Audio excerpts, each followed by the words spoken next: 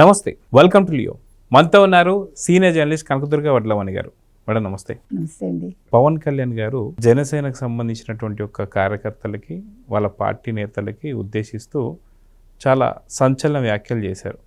ఇటీవల మనం చూస్తుంటే వైసీపీ టీవీకే పార్టీ విజయ్ ఎవరైతే ఉన్నారో ఆయనతో పోలుస్తూ తమిళనాడు రాజకీయాలకి తెలుగు రాజకీయాలకి ముడిపెట్టాలని చెప్పి, అదిగాక పవన్ కళ్యాణ్ యొక్క కార్యకర్తలని ఫ్యాన్స్ని రెచ్చగొట్టాలని చెప్పి, మనం వేరే వాళ్ళ యొక్క జెండా ఎలా మోస్తామని చెప్పేసి అంటూ రోజా గారు అయితే ఇంకొక అడుగు ముందుకేసి పవన్ కళ్యాణ్ గారిని తమిళనాడులో ఎగరేస్తున్నారని చెప్పి మాట్లాడుతున్నారు. దీన్ని అసలు ఎలా చూడాలంట? నిన్న పవన్ కళ్యాణ్ గారు మీరు అన్నట్టుగా అంటే వాళ్ళ జన సైనికులను ఉద్దేశించి వాళ్ళ పార్టీకి సంబంధించిన ఒక మీటింగ్ పెట్టుకుని వాళ్ళు మాట్లాడటం జరిగింది. మీరు చెప్పినట్టుగా చాలా ఓపెన్గా చాలా సంచలన వ్యాఖ్యలు చేశారు. ఎవరిదో పెళ్లికి ఎవరిదో హడావిడని తమిళనాడులో టీవీకే తరఫున విజయ్ నెగ్గితే నాకు పోల్చి చెప్పటం ఏంటి, నన్ను ఇది చేయటం ఏంటి వైసీపీ వాళ్ళు, మన అర్థం ఉందా అసలు అని మనం చెప్పాం. గుర్తుందా మీకు? తమిళనాడు రాజకీయాలు వేరు, ఆంధ్రప్రదేశ్ రాజకీయాలు వేరు, తెలంగాణ రాజకీయాలు ఇప్పుడు వేరు. సేమ్ అదే చెప్పారు ఆయన. తమిళనాడు స్థితి వేరు, అక్కడ పరిస్థితులను బట్టి అక్కడ రాజకీయాలు ఉంటాయి,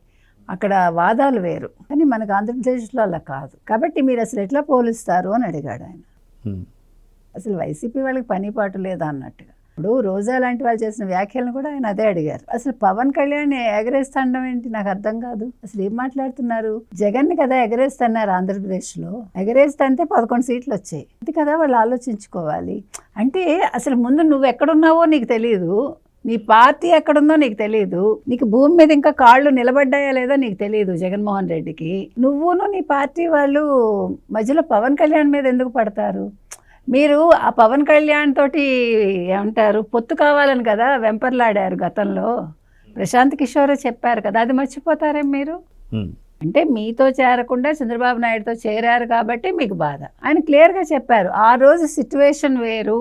చంద్రబాబు నాయుడు గారిని చూసి వచ్చాక నేను ఆ నిర్ణయం తీసుకోవాల్సి వచ్చింది. నాకు అంతా పూర్తిగా బాగున్నట్టు కాదు, ఎక్కడ ఏది బాగోదు సార్. ఇప్పుడు ఒక కుటుంబంలో తల్లి తండ్రి పిల్లలు ఉంటారు, కొట్టుకోకుండా ఉంటారా? ఉంటాయి చిన్న చిన్న విషయాలకి.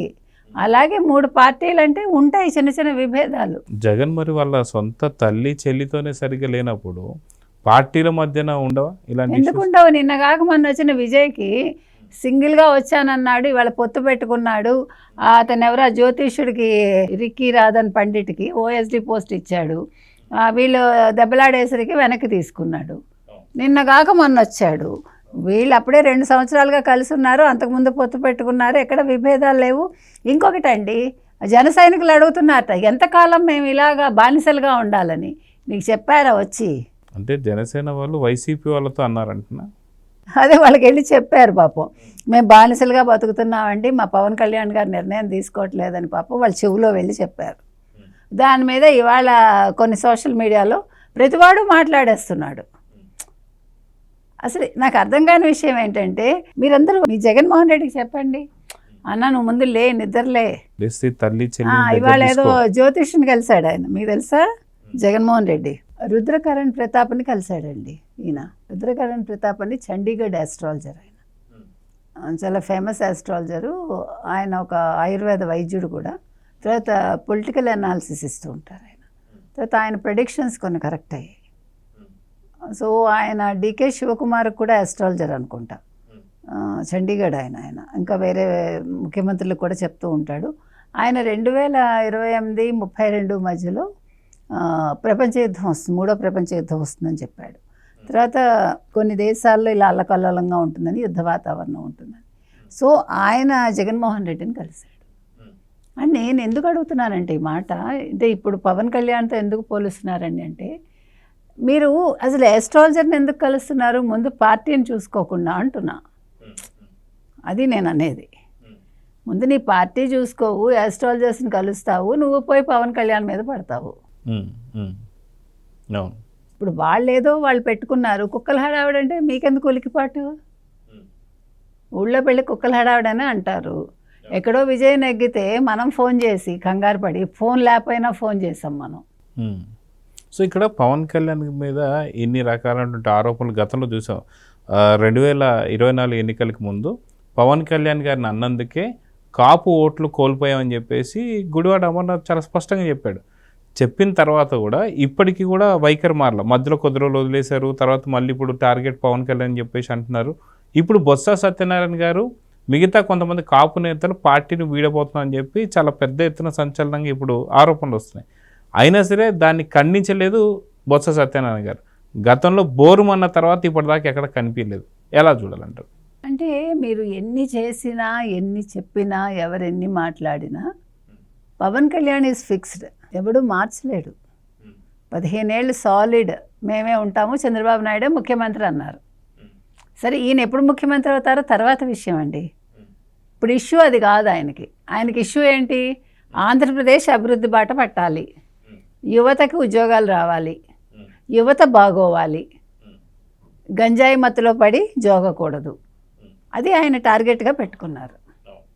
ఎప్పుడు చూసినా నేను నేర్చుకుంటానంటాడేంటి, నాకు తెలియదు అంటాడేంటి, పవన్ కళ్యాణ్ని ఎవడో మాట్లాడుతున్నాడు. ఆయన తెలుసుకున్నాడు, అయినా నాకు ఇంత వచ్చు అని ఎప్పుడు చెప్పుకోడు ఆయన. నిత్య విద్యార్థి అటు చంద్రబాబు తప్పే ఉంది, మీరు ఎప్రిషియేట్ చేయాలి. ఆయన వినకపోతే ఇంకెవరు వినకూడదు అని చెప్పేసి అనుకోవాలా? అదే కదా నేను అనేది, ఎంత హంబుల్గా ఉంటే ఆ మాట అంటాడు ఆయన. మనం అది తెలుసుకోవాలండి. ఇప్పుడు నాలెడ్జ్ నాకేదో కొద్దిగా ఉంటుందండి, అది మీరు గుర్తించాలి కానీ నేను చెప్పుకుంటానా నాకు ఇంత తెలుసండి అంతమంది తెలుసండి కాదు. నేను మాట్లాడాల్సినప్పుడు మాట్లాడగలగాలి, అంతవరకే. దాన్ని గుర్తించాల్సింది అవతల వ్యక్తి కదా. పవన్ కళ్యాణ్కి ఆ సంస్కారం ఉంది, తెలుసు ఆయనకి ఏం మాట్లాడుతున్నాను, ఏం మాట్లాడాలి, నేను ఎంత నేర్చుకున్నాను, ఎంత నేర్చుకోవాలనే అవగాహన ఉంది, జ్ఞానం ఉంది ఆయనకి. నాకు అర్థమైంది అది. ఆయన్ని గుర్తించి ఆయనకి డిప్యూటీ సీఎం పొజిషన్ ఇచ్చారు రాష్ట్ర ప్రజలు. అదే రాష్ట్ర ప్రజలు వైఎస్ జగన్మోహన్ రెడ్డిని గుర్తించి ఆయనకి ఇవ్వాల్సిన పొజిషన్ ఇచ్చారు ప్రతిపక్షం కదండి. ఇప్పుడు ఇప్పుడు నువ్వు ఎంత రాసి పెట్టుకుంటే అంత వస్తుంది నీకు, నువ్వు ఎంత చేస్తే అంతే నీకు దక్కుతుంది, నువ్వు ఇస్తేనే కదా నీకు వస్తుంది. ఇప్పుడు పవన్ కళ్యాణ్ ఫోటో నా ఫోటోతో పాటు పెట్టాలి అన్నారు చంద్రబాబు నాయుడు గారు ఫర్ ఎగ్జాంపుల్. పవన్ కళ్యాణ్ ఏం అడగలేదు కదా. అలా అయితే అనొచ్చు అందరూ, ఈయనకేం పెద్ద అనుభవం ఏముందండి, రాజకీయ అనుభవం చంద్రబాబు నాయుడు గారి ముందు అని.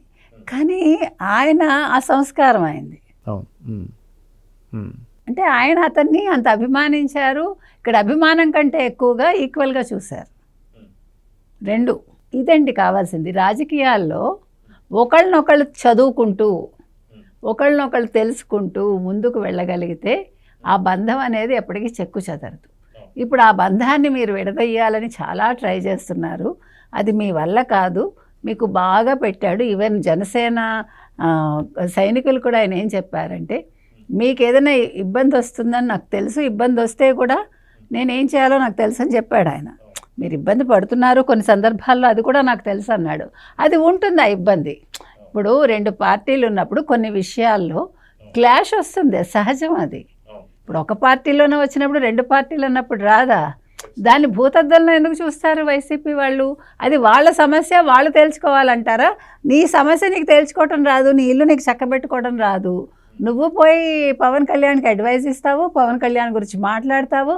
అసలు సిగ్గుంటే, నిజంగా సిగ్గుంటే పవన్ కళ్యాణ్ పెళ్ళిళ్ళ గురించి, పవన్ కళ్యాణ్ జీవితం గురించి, పవన్ కళ్యాణ్ పిల్లల గురించి అవాకులు చెవాకులు మాట్లాడించిన వైసీపీకి అసలు ఏ హక్కు ఉంది మాట్లాడటానికి? వాళ్ళకి సిగ్గు శరం ఉంటే ఇక్కడితో నోరు మూసుకుంటే బాగుంటుంది. చూద్దాం మేడం, మొత్తానికి పవన్ కళ్యాణ్ టార్గెట్గా వైసీపీ అయితే పోతుంది. కానీ అదే ప్రజలు బుద్ధి చెప్పినా సరే ఇక మారలేదు వైసీపీ వాళ్ళు, జగన్ కావచ్చు. సో చూద్దాం జరగబోతుందో. నమస్తే. నమస్తే. Please subscribe to Leo news for more videos.